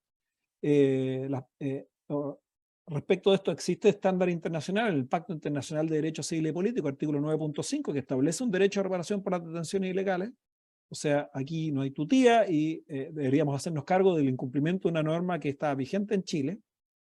Por cierto, esta norma también, con algún matiz, está vigente en el contexto europeo, que tiene harta jurisprudencia, no aparece en la Convención Americana y por eso tal vez ha habido un problema interpretativo. Ok, ese es un mundo, ¿cierto?, donde no tenemos regla hoy día. Un segundo mundo, a mí me parece, ocurre con la situación de las privaciones de libertad en el proceso, aun cuando no hayan sido decretadas ilegales, que era la hipótesis que intentaba recoger, ¿cierto?, una de las normas constitucionales. La tendencia en el derecho comparado europeo, más allá, como digo, uno podría discutir si tiene que estar en la Constitución o basta que sea una regla legal. Normalmente esto es una regla legal, algo constitucional tiene en el caso español que se deriva de la norma constitucional, pero no como derecho fundamental. Bueno, hay una technicality, digamos, que no creo que valga mucho la pena discutir, pero el punto es que la tendencia en el contexto europeo ha sido decir, mire, la situación de la prisión preventiva de las personas que luego no son condenadas produce tanto daño que tenemos que hacernos cargo independiente que no haya habido error. O sea, sacarlo del problema del error. El problema es cierto de que hoy día nosotros tenemos una norma que vincula a las prisiones preventivas a la situación de error. Entonces, es como decir, oye, te tuvimos 6 meses, pero en realidad como la prisión preventiva tú la decretas con información preliminar, con un estándar mucho más bajo, muchas veces el problema no fue que hubo un error, pero le decimos a la persona, cariños Carlos, gracias por tus 6 meses preso. Y eso produce efectos devastadores. Entonces, lo que se ha hecho es sacar de la lógica del error el problema de la prisión preventiva y por eso tender hacia sistemas de responsabilidad más objetivos. Y luego ahí uno puede discutir con qué límites, si la propuesta estaba suficientemente limitada, era tan clara o ambigua o no. Y eso siempre es un espacio de discusión y conversación, pero yo creo que por ahí probablemente hay que avanzar. Y la tercera situación muy distinta es el caso de las condenas erróneas, ¿cierto? Y en mi opinión, ahí uno podría perfectamente establecer un par de tracks distintos por de pronto. Por ejemplo, en Chile se da la paradoja de que tenemos una norma que, ¿cierto?, indemniza supuestamente las condenas erróneas, pero prácticamente en ninguno de los casos donde la propia Corte Suprema envía recurso de revisión ha dicho que aquí se condenó a una persona erróneamente y esta persona es inocente, haya obtenido reparación. Entonces, a mí me parece que los casos en donde la propia Corte acoge una revisión, degradando, por ejemplo, la inocencia, deberían ser casos de automática indemnización. Como vimos, su flujo es importante, pero no es que se vayan a financiar las arcas estatales, que es un típico intuición o prejuicio. La verdad es que yo hice esta evaluación económica de lo que costaría y apareció en la evaluación económica que hizo la Católica el proyecto de la reforma constitucional. Bueno, ahí podríamos discutir más sobre eso, pero hay bastante prejuicio dando vuelta y bastante ignorancia en términos de a dónde ha evolucionado el derecho comparado. Y a mí me parece que hacer más distinciones, distinguir los distintos tipos de hipótesis podría ayudarnos a descentrabar esta cuestión. Lo que parece claro es que un sistema que desde el año 25, o sea, casi en 100 años, solo haya dado lugar a 10 autorizaciones para solicitar la reparación, es impresentable a esta altura del partido. Y por tanto tenemos que rediscutir un equilibrio un poquitito mejor que el que tenemos hoy día. El de hoy día es un muy mal equilibrio y tenemos muchas pistas del derecho comparado para ayudarnos a construir un nuevo equilibrio, siempre un espacio obviamente de discusión y que puede haber límites más para allá, más para acá, más sensibilidad, eso obviamente siempre está abierto, no hay una fórmula mágica. Gracias, Mauricio. No sé si Pablo Jiménez quiere agregar algo al respecto. Yo agregaría, Raúl, algo que va más allá de lo jurídico, que tiene que ver un poco cómo se inserta la Defensoría Penal Pública dentro de un Ministerio de Justicia, en el fondo, que es parte del mismo Estado que después tiene que indemnizar. Y en eso entrega, yo creo que entra mucho en juego lo que es la autonomía de la institución. O sea, no es que me quieras cambiar de tema, pero evidentemente hay un impacto en eso. Normalmente la Defensoría Penal Pública, por ejemplo, tiene una cantidad de recursos, de presentaciones de amparo, por ejemplo, contra Gendarmería o Sename, siendo que son instituciones que dependen del mismo Ministerio de Justicia, del cual depende la Defensoría Penal Pública.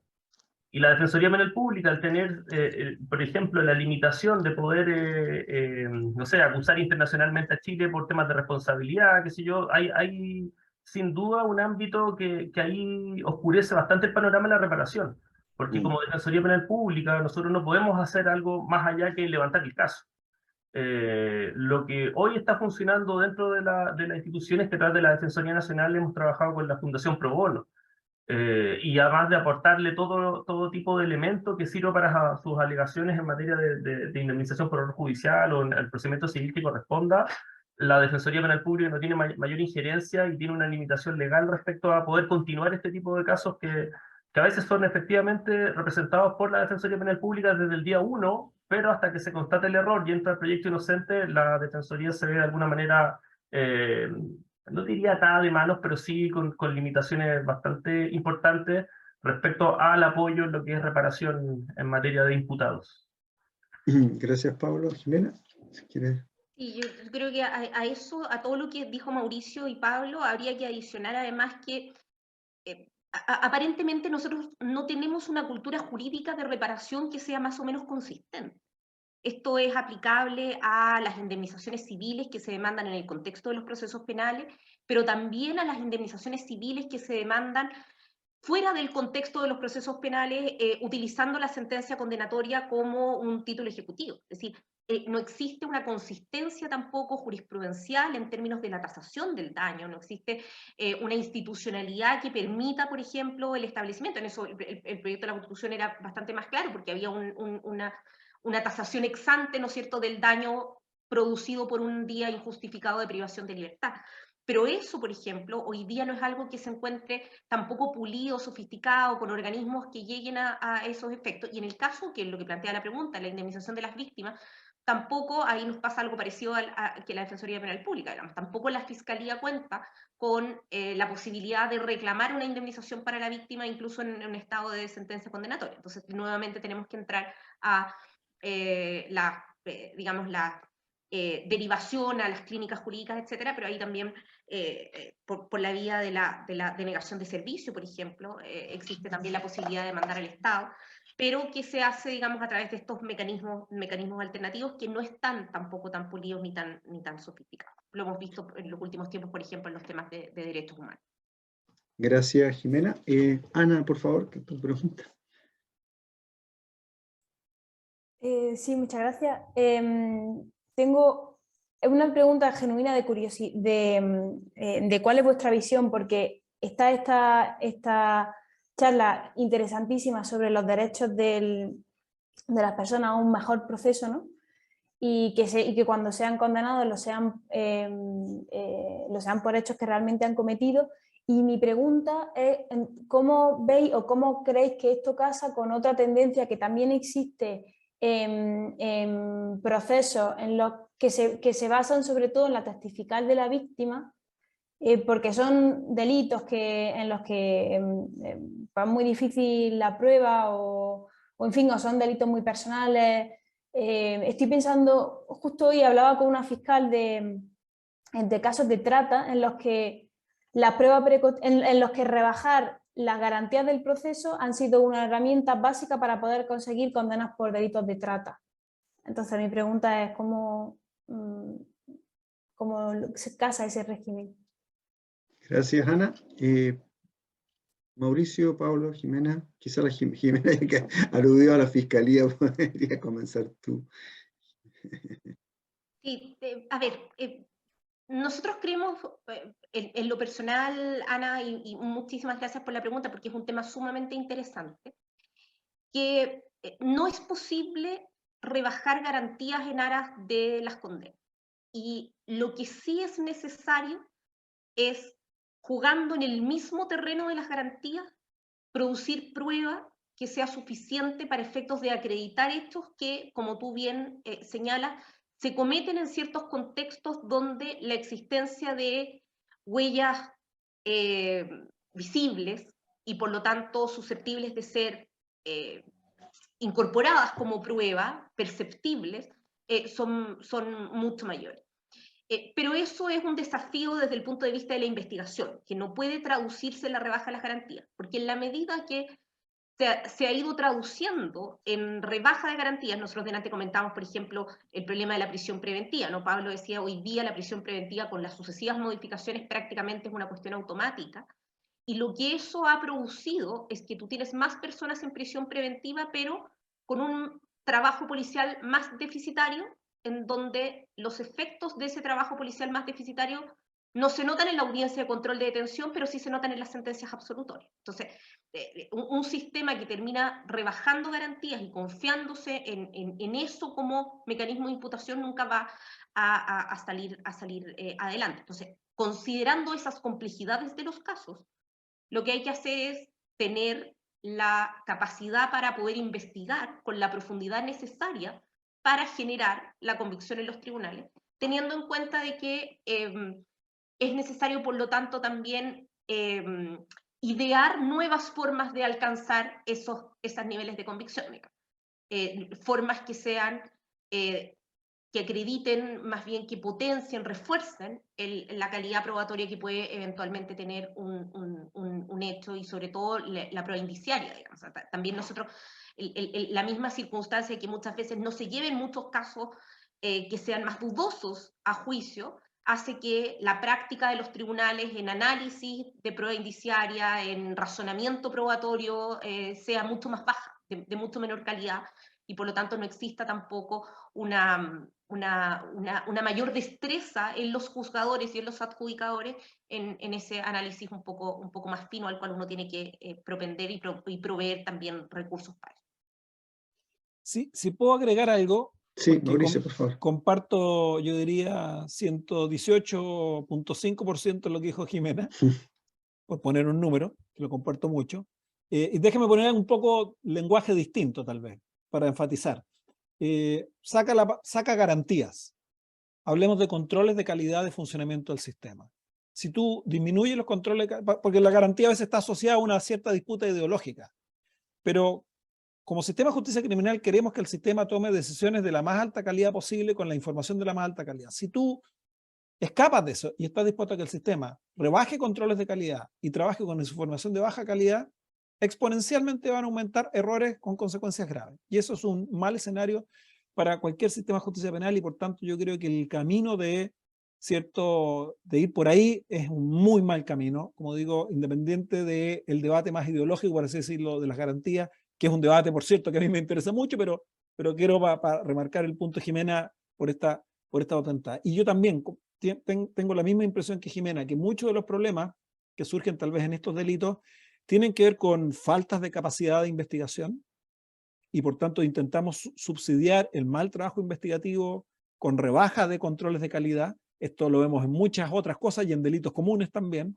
pero también, por ejemplo, con falta tomarnos en serio la capacidad de producir conocimiento experto en nuestro estado, o sea, de tener laboratorios, de tener agencias periciales en serio, de calidad, que avanzan, y tenemos agencias con muy pocos niveles de especialización, anticuadas, con pocos niveles de control de calidad, bla, bla, bla, todo eso. O sea, ahí tenemos un tremendo espacio, pero además yo creo, también comparto con Jimena, creo que Jimena también lo planteó, tenemos muchos problemas de razonamiento, por así decirlo, en distintos actores del sistema, en jueces, a veces en los propios fiscales, en términos de formalismos, en términos de cómo nos aproximamos, o sea que tenemos la expectativa de que solo un cierto tipo de prueba puede probar algo, no, por ejemplo, la prueba indiciaria y cómo razonamos en relación a ella, o derechamente instalados muchos sesgos cognitivos de diverso tipo, prejuzgamientos, ciertas imágenes o ideas que muchas veces son el obstáculo que impide avanzar en estas investigaciones o eventualmente lograr condenas que con la evidencia que se tendría se podría perfectamente condenar.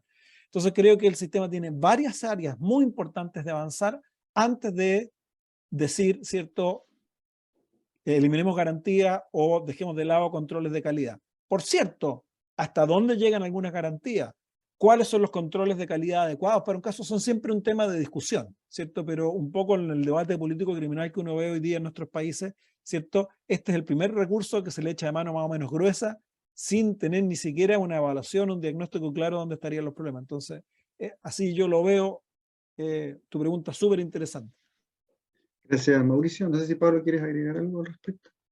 No, estoy de acuerdo completamente con lo que dijo Jimena y Mauricio, o sea, sería redundar. Solo quizás agregaría lo de y creo que lo dije también en la exposición, sobre todo en las audiencias de control de detención, que tiene que ver con la carga y la celeridad. Efectivamente, es súper complejo hacer un buen análisis cuando uno lo único que tiene muchas veces es el parte policial y un par de actas. Si vieras a veces el nivel como es redactado los partes policiales, por ejemplo, uno sabe como defensa que la labor del Ministerio Público a veces ya se pone cuesta arriba desde el día 1.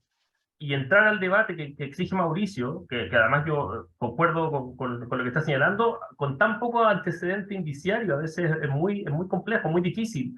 Resolver eso en 24 horas es un temor. Gracias, Pablo. Leonardo tiene una pregunta. Leonardo. Hola, ¿qué tal, Raúl? Hola, saludos a Mauricio también y a todos los que están por ahí. A ver, muy breve, una afirmación que sostengo yo y de la cual me gustaría conocer la opinión, a lo menos de los dos participantes. Yo afirmo, desde la óptica de lo que a mí me toca como especialista en medicina legal y perito que trabajo permanentemente en el área, que la malpraxis médico-pericial, llamémoslo de esa forma, es la malpraxis no perseguida en Chile. Estamos claros que hay una epidemia sobre todo demanda en el ámbito civil, pero denuncia, hablemoslo así en términos más generales, contra médicos, distintas especialidades, cirujanos, anestesistas, en fin, por temas médicos. Pero el área pericial no se toca.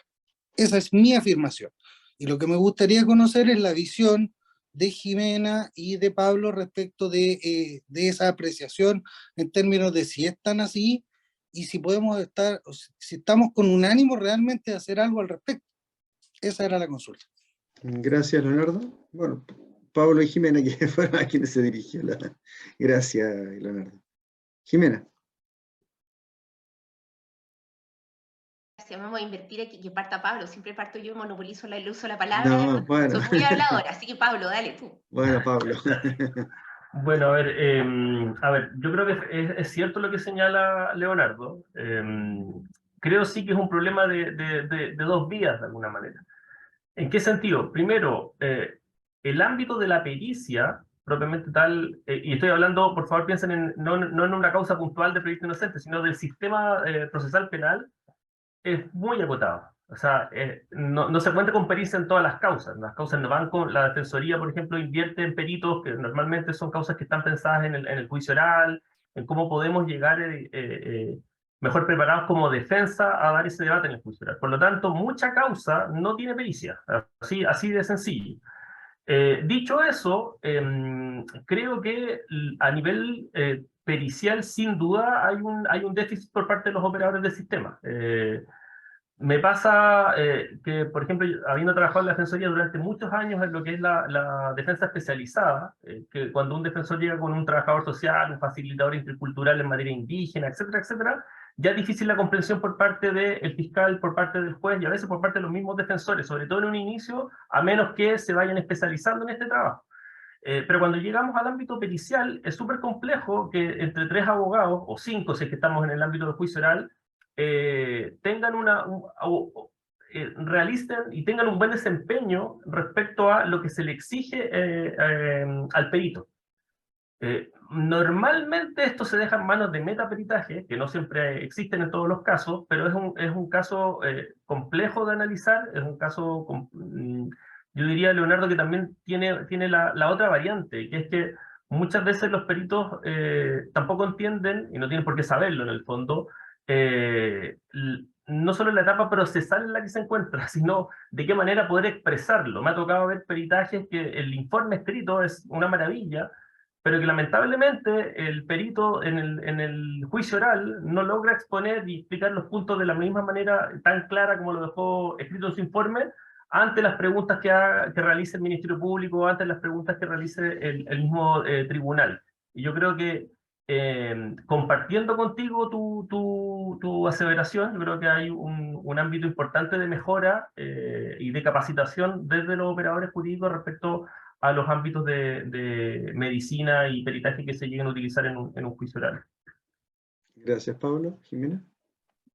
Yo coincido con lo que señalaba Pablo, digamos. O sea, lo primero es el hecho de que, por una parte, no hay que sobrevalorar tampoco la necesidad de pericias para todos los casos. Digamos. O sea, evidentemente se requiere y está regulado así para aquellos casos en donde este conocimiento técnico efectivamente entregue el uso. Pero el otro punto donde muchas veces uno observa ciertos déficits tienen que ver con la litigación a propósito de la presentación de los peritajes. ¿Ya? Tiene que ver, como decía Pablo, con algunas competencias más limitadas de quienes son peritos y exponen estos peritajes, pero sobre todo con las herramientas de control. Finalmente, el control de la producción del peritaje, como cualquier prueba, queda de cargo de la contraria, ¿no es cierto? El interviniente que no presenta ese perito. Y muchas veces la ausencia de herramientas técnicas, de las cuales es obligatorio para ese litigante proveérselas, impide entonces que el tribunal pueda tener una confrontación más clara respecto de este perito, y lo mismo pasa con los jueces que tampoco están muchas veces en condiciones de poder hacer preguntas aclaratorias, que es el ámbito en el cual ellos pueden intervenir para propiciarse o provocarse o producirse mayor y mejor información. Es un gran tema el tema de los peritajes. Yo tendería a pensar en todo caso que hoy día, salvo los estandarizados, pensemos ADN o alcoholemia, en general no definen las decisiones. Las decisiones jurisdiccionales no se pesan para uno u otro lado a partir de un peritaje, pero efectivamente es un tema en el cual hay que abordarlo también con la necesaria seriedad. Gracias, Jimena. Bueno, dada la hora, quizás una última pregunta. ¿No? Bueno, vamos a llegar hasta aquí. Bueno, muchísimas gracias a Jimena, Mauricio, a Pablo, a todos los presentes por participar en esta charla. Hay muchos temas pendientes en la discusión. Agradecer que sí tengamos un proyecto inocente. La Defensoría Penal Pública en ese sentido ha abierto un espacio muy importante. Hay mucho que mejorar, ciertamente. Bueno, quisiera cerrar invitándolos a la próxima actividad que vamos a organizar, que es el día 27 de octubre, a esta misma hora, a las 18 horas, sobre principios de derecho penal y derecho procesal penal en la discusión constitucional, y en el que va a participar el ministro del Tribunal Constitucional, Rodrigo Pica, la profesora de la Católica Valparaíso, Laura Mayer, y bajo los comentarios de la profesora de la Universidad Católica, Soledad Krause. Así que están cordialmente invitados. Sí, Mauricio. ¿Me dejáis aprovechar de patudo y hacer también una invitación para el 27? Porque creo que es una otra moneda, otra cara de esta moneda que hemos estado discutiendo. Tenemos un coloquio, de hecho va a participar Jimena también, con un experto norteamericano que se llama John Gould, a la 1 de la tarde, también no va a ser híbrido, no coincide, bueno, así que no es competencia directa, sobre el problema de las persecuciones penales que fallan, o sea, qué es lo que explica el por qué a veces no la persecución, o sea, el otro tipo de error, ¿cierto? El que el sistema no tiene capacidad para esclarecer casos. Va a presentar una investigación muy innovadora y Jimena va a comentar, así que también les puede interesar, porque es un poco una otra cara de la moneda y se retroalimenta con la investigación que hay en esto, así que quedan todos invitados. Fantástico. O sea, estamos llenos de actividades. Bueno, siempre ocurre que a fin de año nos llenamos de seminarios. Hay que rendir. Es verdad, es verdad. Bueno, muchísimas gracias y bueno, cerramos acá. Un aplauso virtual, no podemos hacerlo de otra manera. Así es que, bueno, nos vemos entonces el 27 la actividad de Mauricio y el mío 27 la actividad.